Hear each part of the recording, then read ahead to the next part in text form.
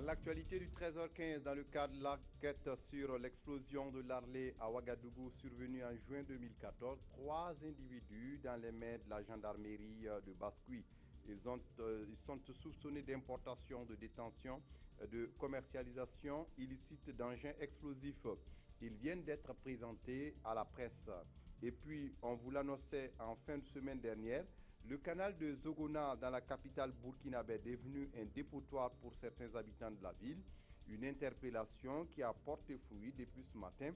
L'opération d'enlèvement des ordures a débuté, une opération dirigée par la Direction générale du développement durable. Constat dans cette édition. Mesdames, Messieurs, bonjour. Ravi de vous retrouver.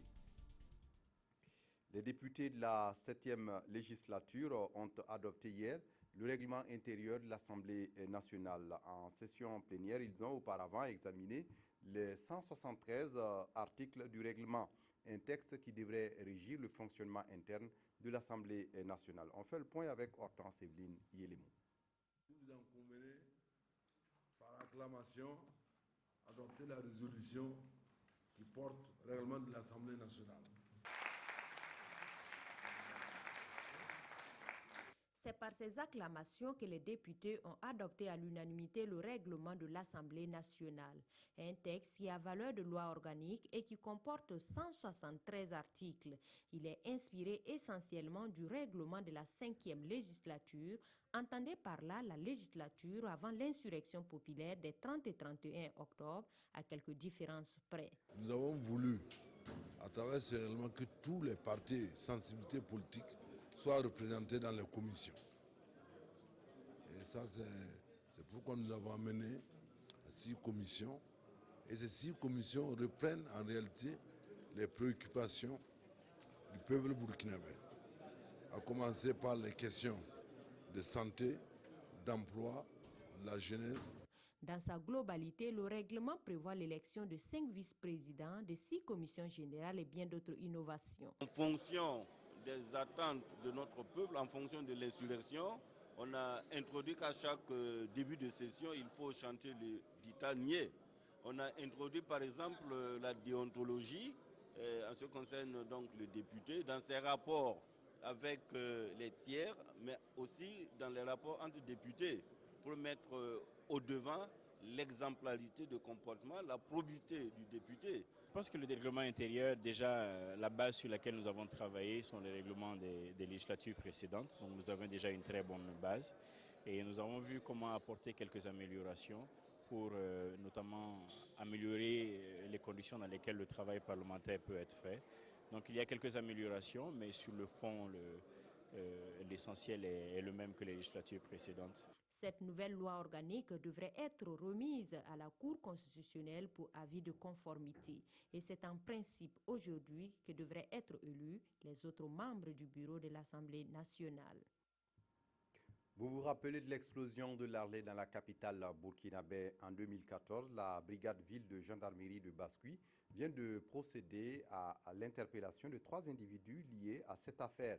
Ces derniers sont présumés auteurs d'importation, de détention et de commercialisation illicite d'engins explosifs.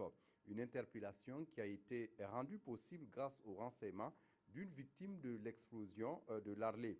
Saisissant l'occasion, la gendarmerie de Baskoui appelle à la collaboration de la population. Moussa Ouedraogo, Moukoun Dabire. Un arsenal d'explosifs entreposé dans une cour d'habitation. L'œuvre est d'Abdul Draman Kaboré et de ses compagnons qui s'adonnaient à la vente illicite de ces engins dans le quartier Amdalaï de Ouagadougou où ils détenaient un magasin de stockage. Il aurait peut-être fallu l'explosion de l'Arlé pour que l'une de ces victimes alerte la gendarmerie sur l'existence de cette activité. Grande fut notre surprise de découvrir dans une cour d'une maisonnette dont l'une était habitée par des élèves et l'autre servant de magasin de stockage d'engins explosifs.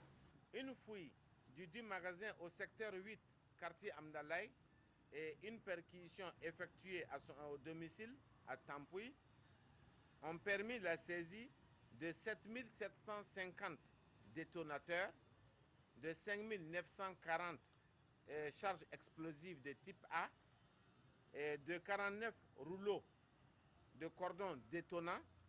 Selon les spécialistes, ces engins sont destinés à une exploitation minière et leur manipulation en milieu urbain peut se révéler dangereuse. Cette charge seule, lorsqu'elle s'explose, si à 100 mètres vous n'êtes pas à l'abri, vous êtes exposé. Un détonateur seul, normalement la distance de sécurité c'est 20 mètres.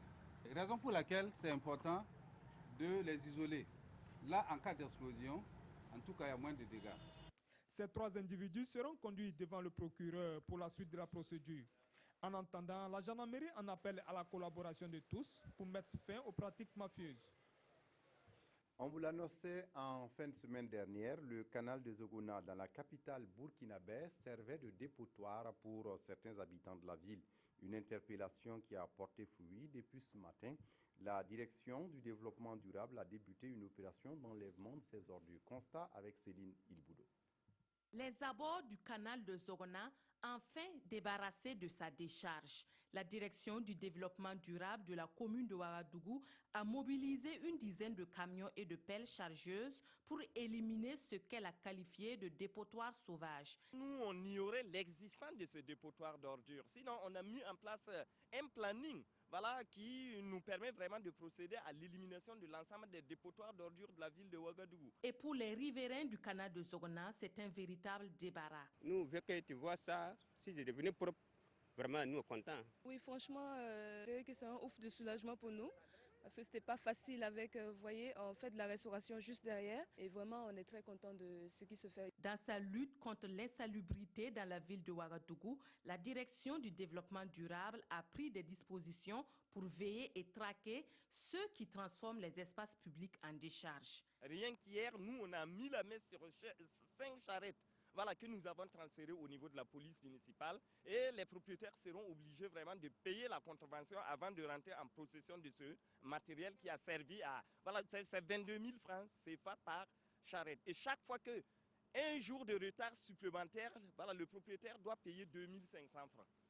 En plus. Ces ordures enlevées des abords du canal de Zogona seront acheminées au centre de traitement et de valorisation des déchets pour un traitement approprié. Diffuser les informations agrométéorologiques par le téléphone mobile, c'est désormais possible et des agents de transmission de données sont en formation à Ouagadougou pour mieux maîtriser ce nouvel outil dénommé Toboxo. Mounira Kéré pour les détails. AgroMen Toolbox est le nouveau outil qui sera enseigné aux participants à cette rencontre.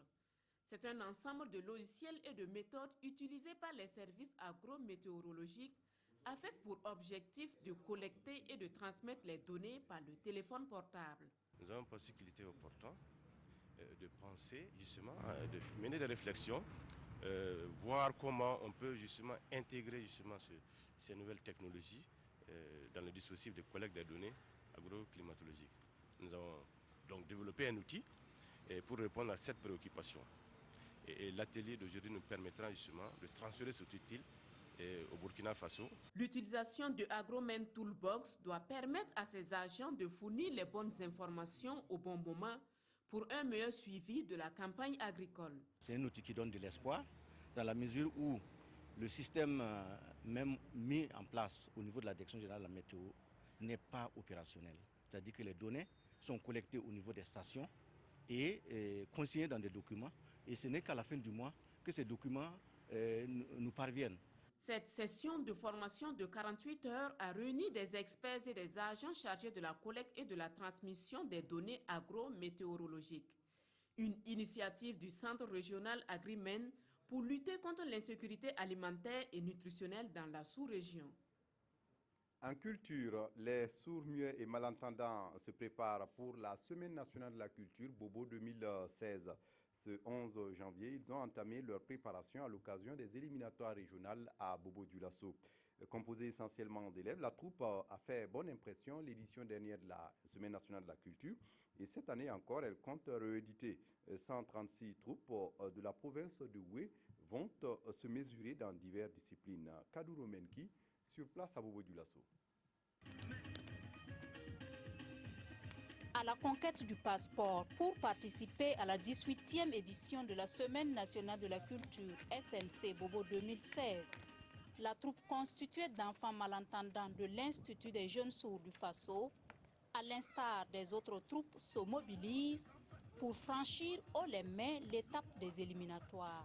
Nous avons commencé ces entraînements il y a déjà 3 mois et demi. Notre objectif, c'est de faire sortir ce que nous faisons ici, c'est de faire voir aussi ce que nous faisons ici.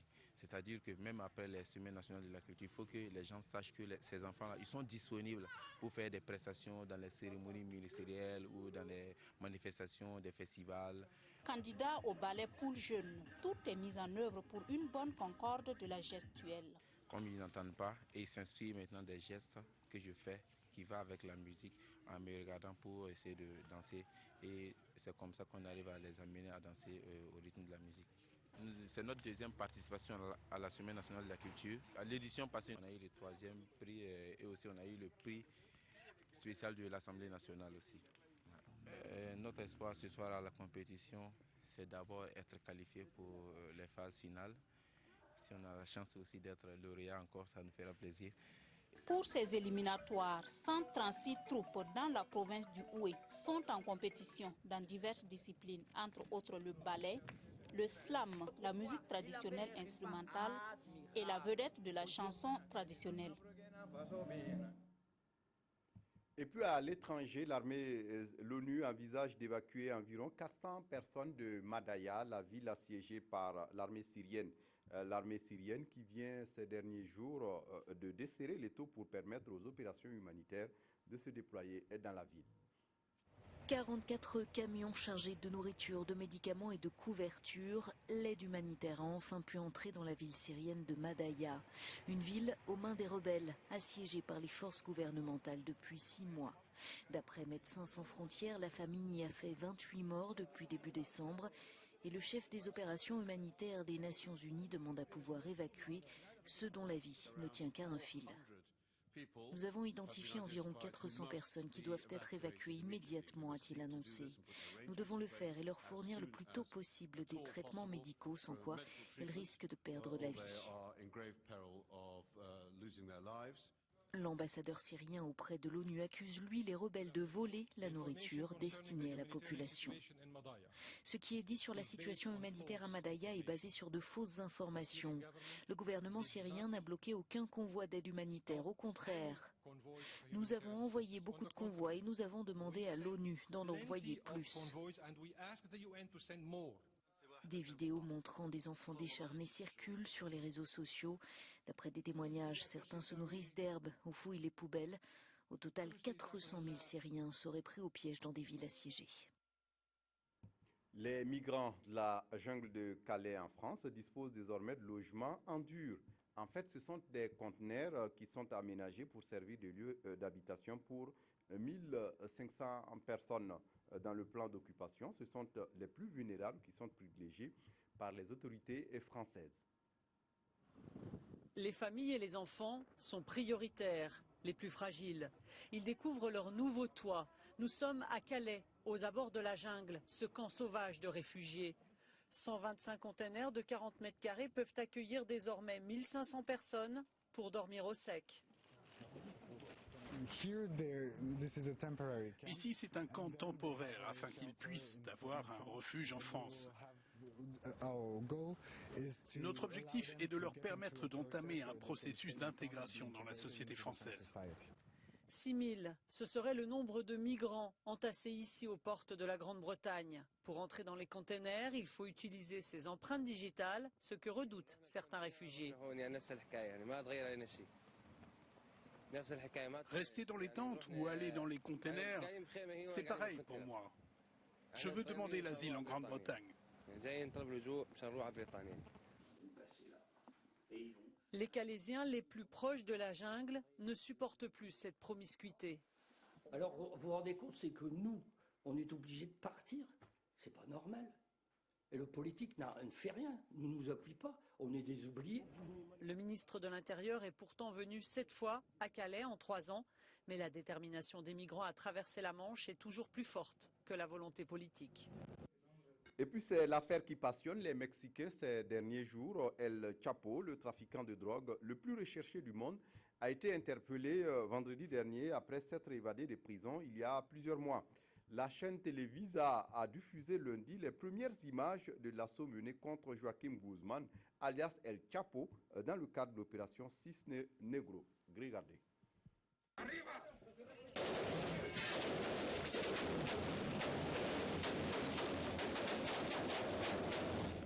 Une scène digne d'un film d'action qui n'aurait pas été sans déplaire à Joaquín Guzmán.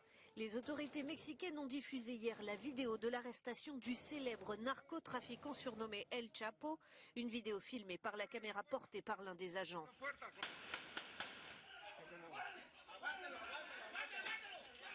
Le renseignement mexicain a visiblement réussi à localiser ce baron de la drogue après avoir suivi l'acteur américain Sean Penn et une vedette locale, Kate Del Castillo, qui se sont entretenus avec lui. Après cet échange de tirs, qui a eu lieu dans la localité de Los Mochis, Joaquín Guzmán a réussi à s'échapper par ce tunnel avant d'être rattrapé par la police, qu'il aurait essayé d'acheter. El Chapo n'en est pas à sa première tentative d'évasion. Il s'est enfui 2 fois de la prison de haute sécurité d'Altiplano, où il est à nouveau incarcéré. Mais cette fois, la justice mexicaine a accepté la demande d'extradition des États-Unis. On referme ce journal par la revue de presse des quotidiens de ce mardi. Les parutions de ce mardi reviennent sur l'audit de la transition accordé par le président du Faso et la demande de liberté provisoire de l'ex-président du Parlement nigérien. Revue de presse signée Aimé Solange Guigma. Les journaux du jour décortiquent la demande de l'audit de la transition accordée par le président du Faso. Le chef de l'État demande un audit de la transition, affiche Sidoya.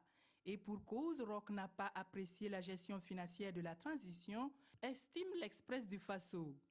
Pour le pays, le nouveau locataire de Kosiam entend réaffirmer sa volonté de lutter contre la corruption au pays des hommes intègres. Pendant ce temps, le soir se pose la question à savoir jusqu'où peuvent aller Pablo Thieba-Kaba et ses mentors du MPP dans cet exercice tant prôné d'audit de la transition. Pour le Canard, arriver à le faire sans discrimination aucune paraît à l'avance difficile. Mais si le gouvernement du MPP réussissait sur ce terrain des comptes et de la traque de ceux qui ont criminalisé l'État sur la transition, ce serait une concrétisation de son engagement à la rupture et au redressement du pays. Le dit audit devrait être livré fin février, début mars, précise l'observateur Palga. Les parutions du jour se sont également intéressées à l'actualité internationale, dont le jugement de l'ex-président du Parlement nigérien, Ama Amadou. Ainsi peut-on lire dans les colonnes du journal Le Quotidien, pas de remise en liberté pour Ama Amadou, qualifié de prisonnier candidat à la présidentielle par l'Express du Faso. Pour le pays, il est victime de ses propres turpitudes. Voilà, c'est tout pour ce journal. Merci de votre attention. Très bonne suite de programmes sur la RTB. Au revoir.